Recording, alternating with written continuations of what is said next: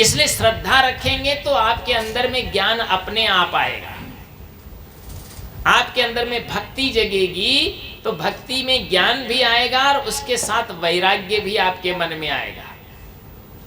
क्योंकि भक्ति के दो पुत्र हैं, ज्ञान और वैराग्य। ज्ञान आज गया, ज्ञान कब आएगा? जब भक्ति होगी, इष्ट के प्रति सच्ची भक्ति हो, गुरु के प्रति सच्ची भक्ति हो। सच्ची भक्ति किसकी बताई हो? गुरु की बताई है, संत की बताई। इसलिए राम भी कहते हैं प्रथम भक्ति संतन कर संगा और दूसर रति मम कथा प्रसंगा। प्रथम भक्ति क्या है? संत का संग करना, संत के समीप बैठ जाना और उनसे ज्ञान अर्जित करना। ये केवल नहीं कि उसके पास जाके चिपक जाना, है ना। कितने लोगों के घरों में संत आते हैं, खिलाते पिलाते हैं, लोग हलवा पूड़ी खिला देते हैं, लेकिन अपना जीवन नहीं बदल पाते। कई वर्ष हो गए लोगों को सत्संग में बैठते बैठते, लेकिन उनके जीवन में कोई परिवर्तन नजर नहीं आता। एक जनी सत्संग करके गई और वहां जाकर घर में पहुंची तो उसकी बहू पर बरस पड़ी। बहू ने हाथ जोड़ के कहा, अरे सासू माँ, अभी तो आप सत्संग सुन के आई थी, तो क्या सत्संग में यही सिखाया था तुमको? है, सत्संग सुन के आइए तो जरा शांति रखिए, आपके मन को थोड़ा सा कोमल बनाइए, आपकी वाणी में थोड़ा मधुरता लाइए, आपका जीवन को थोड़ा आदर्श बनाइए, तो आपका सत्संग करना सार्थक हुआ। और यहाँ सत्संग से उठ कर के घर में आई और वहां आकर के इतने तमक के बोलती जैसे कोई थानेदार साहब आए। तो ये गलत है। पुरुष वर्ग का भी यही है, पुरुष लोगों में भी ये ध्यान देना चाहिए कि हम सत्संग में जब बैठे हैं और बैठते हैं तो हमारा स्वभाव भी बदलना चाहिए, हमारा खान पान भी बदलना चाहिए, हमारी बुरी बातें अपशब्दों का बोलना भी कम करना चाहिए, और बिल्कुल सरल सौम्य और विनम्रता हमारे दिल में छलके तो समझ लीजिए कि आपका सत्संग करना, भक्ति करना सार्थक है। भक्ति हमें क्या दे शक्ति देती है?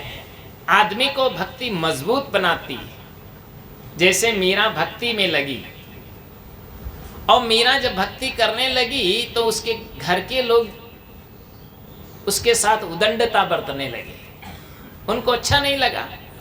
उनको क्या, जिसके भी कोई भक्ति करने लगे तो लोगों को बुरा लगता है ना। किसी का बच्चा साधु होकर के तुम्हारे घर में आए तो तुम उसको साहिब बंदगी करोगे, उनको ढोक दोगे और कहेंगे बहुत अच्छा महात्मा है, बहुत अच्छे संत है ना। लेकिन अगर अपना बच्चा साधु हो जाए तो लोगों के चेहरे में 12:30 बज जाती है। अरे ये साधु होना अच्छी बात है। तो ये लोगों की सोच उल्टी है।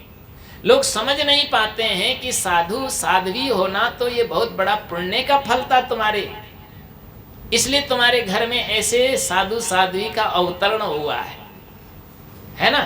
धन्यम माता पिता धन्यम, धन्यम गोत्रम कुलोद्भव, धन्य च वसुधा देवी यत्र साध गुरु भक्तता। शिव जी ने पार्वती से कहा कि हे पार्वती, जिसके घर में कोई साधु या साध्वी या भक्त बन जाते हैं तो उसका सब कुछ धन्य हो जाता है। धन्यम माता, वो माता भी धन्य है जिसकी कोख से वो बेटा बेटी पैदा हुआ। आप लोग दोहा सुनते नहीं रहते हो कि पुत्र जने तो ऐसा जने कि दाता कि सूर, ना तो रीजे बांजड़ी और क्यों गंवावे नूर। तो कहने का तात्पर्य यह है, मैं नहीं कहता कि सभी साधु साध्वी हो जावे। सब साधु साध्वी हो जाएंगे तो खेत कौन खोदेगा? फिर सब साधु साध्वी को फावड़ा लेके जाना पड़ेगा। है ना। लेकिन ये आप लोगों की विशेषता है, भक्तों की विशेषता है। भक्त जो होते हैं साधु की कितनी सेवा करते हैं, खाने को देते हैं, रहने को देते हैं, पहनने को देते हैं, और जो है तो सार सम्मान भी देते हैं। सब कुछ भक्त लोग अपना निछावर साधु को कर देते हैं। क्यों करते हैं? क्योंकि वो समझते हैं बड़े त्यागी संत हैं, विवेकवान संत हैं, रनि संपन्न संत हैं।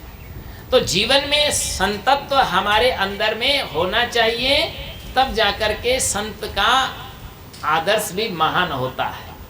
इसलिए संत का जीवन भी एक अच्छा होना चाहिए। तो कहने का मतलब है कि धन्यम माता, उसकी माँ भी धन्य होती जिसके कोख से वो बच्चा पैदा होता है या बेटी पैदा होती है। और बेटा बेटी में कोई फर्क नहीं होता है, लेकिन लोगों में फर्क लगता है ना। बेटी जन्मेगी तो चेहरे पे उदासी आती है, बेटा की सुने तो लोग खुश हो जाते हैं। लेकिन ये मनुष्य के जो है ओछी सोच का परिणाम है। तो ये जीवन में याद रखो, मैं तो बेटा और बेटी में फर्क नहीं मानता, साधु और साध्वियों में भी फर्क नहीं मानता। चाहे साधु हो या साध्वी, सब बराबर के अधिकारी है ना। पहले पहले में साधुओं को जो है तो बराबर सम्मान दिलाने लगा तो साधु लोग चिढ़ने लगे। कई साधु तो मंच से उठ उठ के भागने भी लगे। ऐसा भी मैंने संघर्ष सहा है। और जो है तो लोग कहते हैं आप साधुओं के बड़े समर्थक हैं। मैंने कहा मैं नहीं, कबीर साहब पहले से सबके समर्थक हुए। नारियों के समर्थक कबीर साहब हुए। उन्होंने कहा था जब कबीर साहब कहीं, उनको एक पंडित देवता मिल गए, एक ब्राह्मण मिले, तो उन्होंने कहा कि भाई आप कौन हैं? कि मैं ब्राह्मण हूँ। बोला आपकी क्या पहचान है? बोला देखो ये जनेऊ है, इसको पहनता वो ब्राह्मण होता है। ब्राह्मण ही उस जमाने में पहन पाता था। तो उन्होंने कहा और ये कौन है तुम्हारे साथ में? बोला ये हमारी पंडितानी है, ये ब्राह्मणी है। तो बोला इसके गले में तो जनेऊ है नहीं। तो बोला दोनों का मैंने ही पहन रखा है, डबल पहनता था। कबीर साहब ने कहा बड़े चालाक, पहर जनेऊ जो ब्राह्मण होना, मेहरी क्या पहराया, वो जनमन की सुदृन पर से तुम पाड़े क्यों खाया। तुम तो जनेऊ पहन करके ब्राह्मण हो गए, अच्छी बात है, लेकिन उसको तो नहीं पहनाया, और वो तो शूद्र ही रह गई। और उसी का पकाया रोज खाते हो तो कहाँ गई तुम्हारी पंडिताई? पका के तो वही खिलाती है। इतने में एक मौलवी साहब आ गए। उन्होंने कहा कि अरे आप कौन हैं? बोला मैं मौलवी मुसलमान हूँ।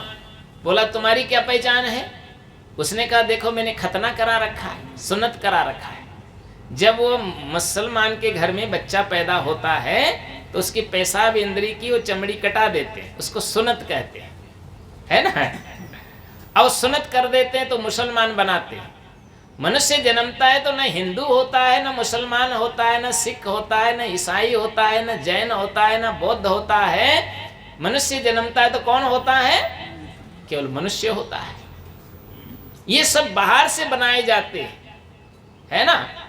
तो उन्होंने कहा कि देखो हम मुसलमान हो गए। कबीर साहब ने फिर उनको भी कहा, साथ में उसकी पत्नी भी थी। बोला ये कौन है? ये बोली हमारी जो है तो मुसलमानी है। क्या कहते हैं उसको मुसलमान की पत्नी को? बीवी।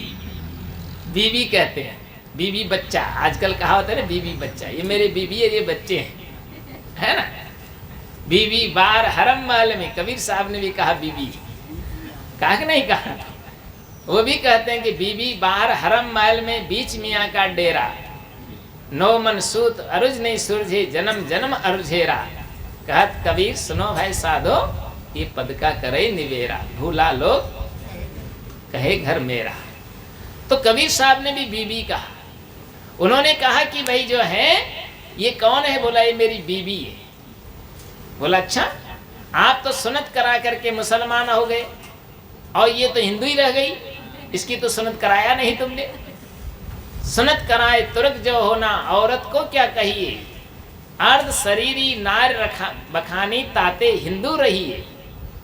जिसको अर्धांगिनी कहते हैं, नारी को अर्धांगिनी कहा जाता है, और वो तो हिंदू ही रह गई। कबीर साहब ने उस जमाने में इतना संघर्ष किया नारियों के लिए। लोग तो कहते हैं कबीर ने नारियों की निंदा किया है, लेकिन उन्होंने निंदा नहीं किया है, उन्होंने तो उनका समर्थन किया है। सबसे पहले संत एक ऐसे हुए हैं जिन्होंने नारियों को पूरा अधिकार दिलाने का काम किया है। उनकी दृष्टि में कोई हिंदू नहीं, मुसलमान नहीं, सिख नहीं, ईसाई नहीं, जैन नहीं, बौद्ध नहीं है।